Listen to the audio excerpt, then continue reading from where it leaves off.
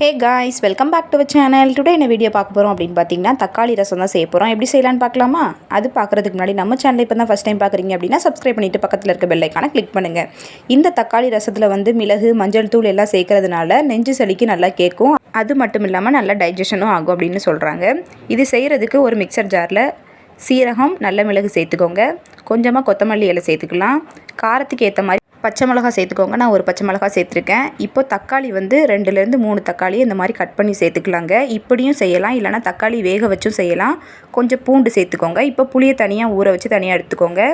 இப்போது ரசம் செய்கிற பாத்திரம் எடுத்துக்கோங்க. நான் இதில் தான் ரசம் வைப்பேன், அதில் தான் வச்சுருக்கேங்க.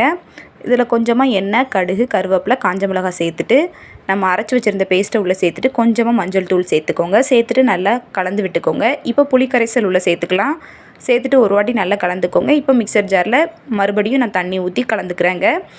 உங்களுடைய தேவைக்கு ஏற்ற அளவு தண்ணி சேர்த்துக்கோங்க. ஃபைனலாக கொத்தமல்லி இலை மட்டும் போட்டு ஒரு 2 நிமிஷம் அப்படியே வச்சுட்டு அதுக்கப்புறமா உப்பு சேருங்க. ஸ்டவ்வை வந்து லைட்டாக சூடாகும் போதே ஆஃப் பண்ணிடணும். தக்காளி ரசத்தை வந்து எப்போவுமே கொதிக்க வைக்கக்கூடாதுங்க.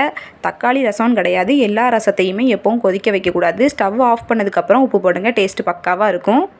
கண்டிப்பாக செஞ்சு பாருங்கள் கைஸ். இந்த வீடியோ உங்களுக்கு பிடிச்சிருச்சு அப்படின்னா லைக் பண்ணி, ஷேர் பண்ணி, ஃபாலோ பண்ணுங்கள். நெக்ஸ்ட் வீடியோவில் பார்ப்போம் கைஸ்.